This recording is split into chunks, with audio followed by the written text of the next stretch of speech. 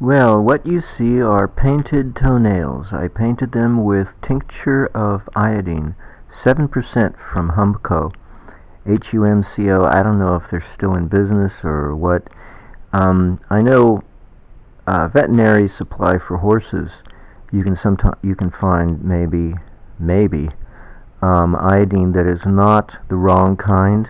Um, it's pretty hard, the people who push iodines, or you know how regulated things are, and vested interests are highly competitive. It's hard to get natural remedies.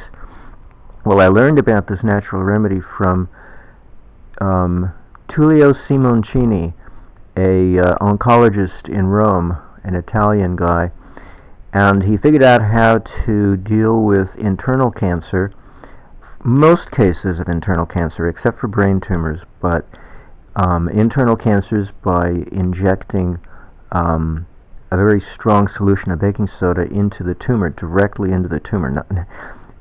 Ingesting it through the mouth, it won't work because it'll dissipate and diffuse and not reach the tumor to a strong enough degree to dissolve it. But with the help of a catheter inserted into a vein, or an artery, I should say, that directly feeds the tumor, and then using a drip, an IV drip, the tumor can dissolve fairly rapidly. But then skin cancer, he spoke of tincture of iodine. Well, lo and behold, when I started to get skin cancer about 10 years ago, I tried it, and it worked. I burned off the cancer, it left no scar, and it was beautiful. And it was a fast-growing skin cancer, the first one I had on my chest. I don't mind.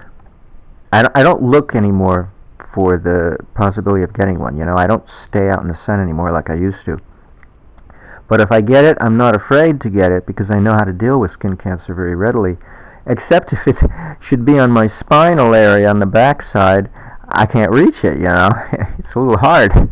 I had to ask my ex-girlfriend one time to help me paint a growth, and we got rid of it. Now, it won't work on a mole.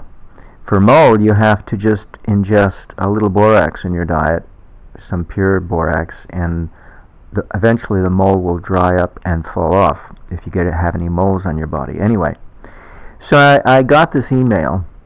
Now gave you the premise, okay? So now finally to the good stuff. I got this email from my ex-girlfriend's mother, who once in a while sends me stuff, and once in a while I read them. And I decided, middle of the night I couldn't sleep, or I woke up early. I decided to read it, and it was all about a toenail fungus. This guy was trying to sell something. These things you get. These people want to sell something, and you got to watch the video all the way through, and so I thought, well, gee whiz, maybe I can do this myself. So I looked up on the internet, and I found various natural remedies for toenail fungus, and the only one that looked anyway half decent was camphorated oil. Essential oil of camphor. So I went on Amazon, and it was just a few dollars, and I didn't even have the money to pay for it. I'm so broke. So I thought, okay, what do I do? So I thought, hey, didn't I used to have tiger balm somewhere in my possession? Yeah, 10 years ago. Well, I couldn't find it now, although I looked. But what I did find was a jar of 7% strength iodine tincture from HUMCO. Now, I think another brand name is DURVET, D-U-R-V-E-T. That's the one you find at a horse veterinary supply. They use it, when if you're in charge of your horses and they give birth, then you have to use something to sterilize the umbilical cord of the newborn horse, and that's what you use. But nowadays they don't sell you this nice, pure, simple formulation of iodine tincture anymore. They sell you this bizarre chemistry compound that's not as good, but it's just a few ingredients, because it dates back to the 1800s, the early 1800s, when they first discovered iodine. They could extract it from seaweed by using alcohol. You take seaweed and you put it in a bath of alcohol, 100%, vodka, ethyl alcohol, and you let it sit in that, and you do several changes, and you can steep it and draw out the iodine. And now you have your iodine in a base of alcohol, because iodine does not dissolve in water very well. We're talking the nascent iodine, not the diatomic iodine, not the iodide, which is different. That's a salt of, like, let's say potassium iodide. That's something else. But nascent iodine does not dissolve in water very well. But if you can find it in this old formulation, in which one way it's made was a base of water, a little potassium iodide to help it stay stable in water, and then the iodine, and that's it. But it usually is a 2% solution of iodine, nascent iodine, and the water doesn't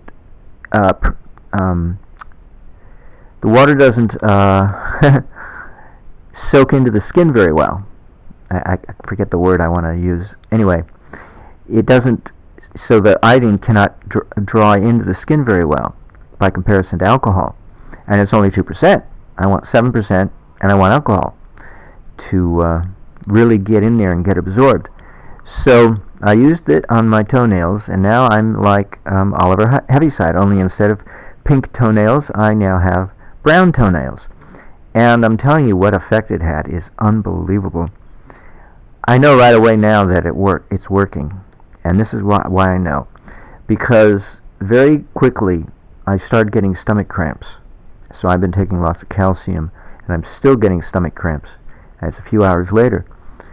But the other thing that happened very suddenly was my body temperature dropped very severely, and I had to go back to bed and put a pile of covers, quilts over me, and a sleeping bag, plus a bathrobe and all kinds of clothing, just to try to warm up, because I was freezing cold. And eventually I must have, because I fell asleep, and I had this weird dream of these ants, these gigantic ants with translucent orange bodies wanting to crawl, and they managed to crawl all over my body. I think I was waiting outside. I had just seen a doctor or something, and I don't know. So they were curious about me and were walking towards me and started walking all over me, and they were like 2 feet long ants. They were huge. Anywho, I don't know. That's a pretty bizarre dream, but I got my body temperature back, but I still have these cramps in my belly, so I'm taking calcium to settle my stomach down, and a little potassium, but mostly calcium.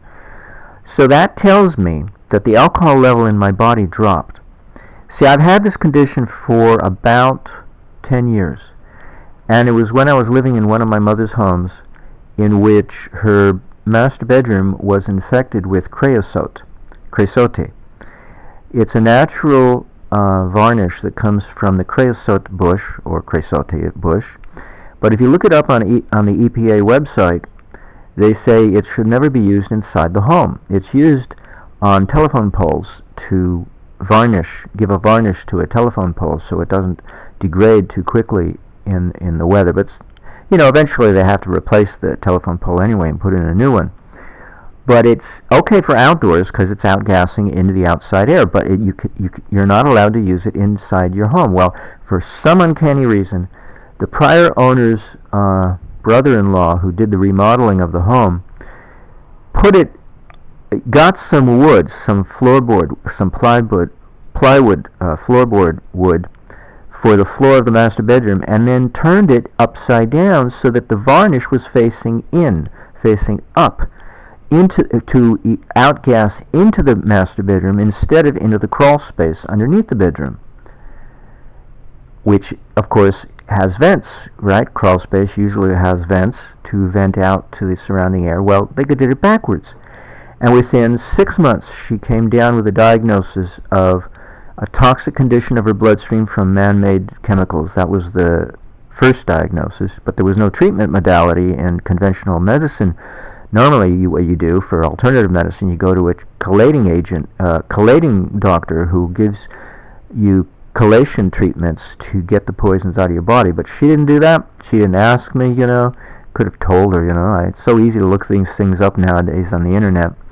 Well, lo and behold, she went for a second opinion, and her second opinion doctor was Lou Gehrig's disease. And they put her on an experimental program. She got the water injection. She did not get the drug. So she ended up dying within the normal amount of time for Lou Gehrig's diagnosis, which is 5 years at her age. She was in her 70s.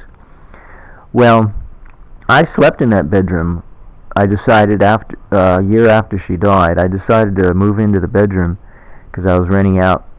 No, I can't remember if I was renting out other bedrooms in the house yet, but I decided to sleep in there. And within a very short period of time, with the windows closed at night, I realized there was something wrong. And that's when I pulled the carpet up and realized what was going on. Because my liver is not the greatest, organ in the world. I was born with a bad liver. And it can't process things. For instance, I cannot use hemp products. They say, oh, there's very little TCP or whatever they call it that's in, normally the active ingredient in hemp, marijuana, hemp. These ground hemp seeds or something for protein source, alternative protein. Oh, there's very little. It's legally acceptable. You can handle it. No, my liver cannot handle it. It shut it down. And that's what was happening when I slept in there. So I knew there was something in the air. And then after a while, I could smell it. But I didn't smell it right away. But when my liver shut down, then I knew there was something wrong. So I have a very sensitive liver. But ever since I lived in that house, and I left that house, I lived in it for 16 years, but I left it about 9 years ago. And ever since then, I've had a few health problems I've never had before. For instance, I have a lot of phlegm that I have to cough up at the end of a meal. And it's hideous. It sounds horrible. I have to take so many capsules of cayenne pepper to clear my lungs. And I've had this foot fungus. I've had body fungus, actually, but it's worse. It starts in my pelvis and goes all the way down to my feet and has slowly but surely deteriorated my toenails. But I know it's in my body because one of my cats gave me a puncture wound on the back side of my hand, and it did not bleed. And at first, what happened, I looked at the puncture wound, and it was a clear wound, clear down to the tendons of my, bone or tendons of the back of my hand. I could literally see, the internal anatomy of my hand, because he made this puncture wound that did not bleed, but eventually it started to pus, but the pus was not amber. Normally the lymphatic fluid is literally the color of amber in the trees, and that's what tells me that our nervous system, our physiology, is partly like that of a plant. The lymphatic system is just like the capillary system of a plant, because it even looks the same when we're healthy. But I had some spoiling potatoes in a bin in the kitchen at the time, and they were oozing out this white pussy fluid, and that's exactly what came out of my wound eventually, not right away, but it was a pussy, foamy, gooey looking substance that was not clear yellow amber color at all. So I knew there was fungus in my body. That's what that wound taught me about myself, is that I have Candida. I have a Candida overgrowth situation. Now, what does that mean? Well, lo and behold, Candida is a new term, because when I was growing up as a kid, nobody knew about it. And there was this guy who literally made the front page of the Los Angeles Times. Bottom of the front page, not the top. But it was an article. He was pulled over for drunken driving. He was given a breath test by the police, and he was arrested.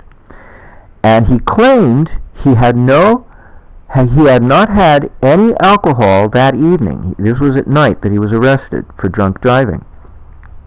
He said all he had was a dinner of pasta, no alcohol.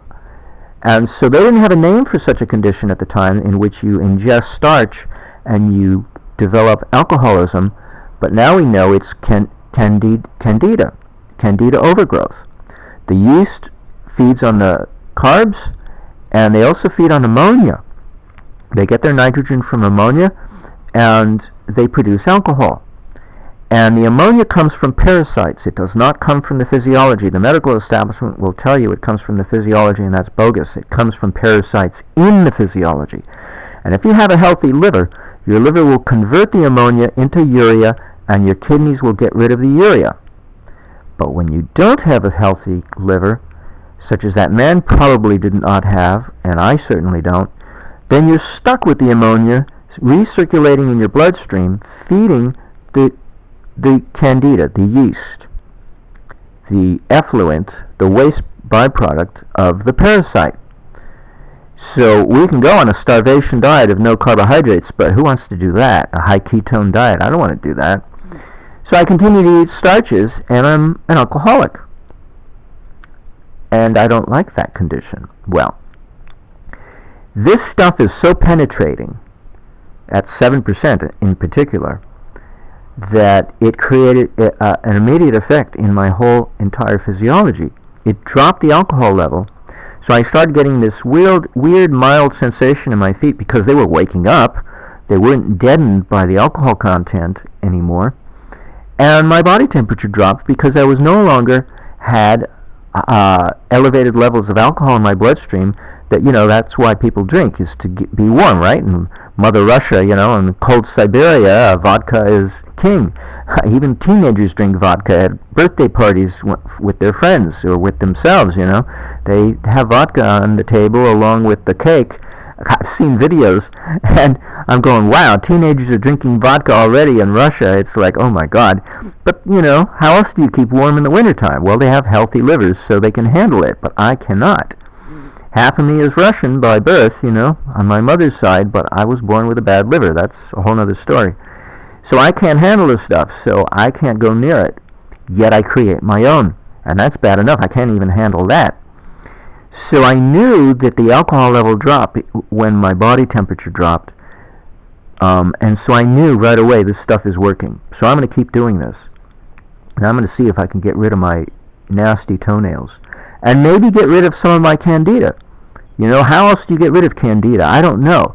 There are strong, powerful psychotropic medications that are used for mental illness that are also used for parasites.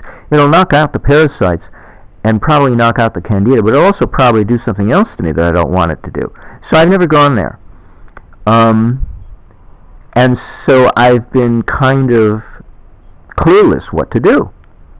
So I just figured I got to live with it. Well, here might be a way to get rid of Candida from the body by getting rid of the one parasite that's hiding in my body that I haven't been able to get rid of. I take food-grade diatomaceous earth, so I don't have any parasites in my gut.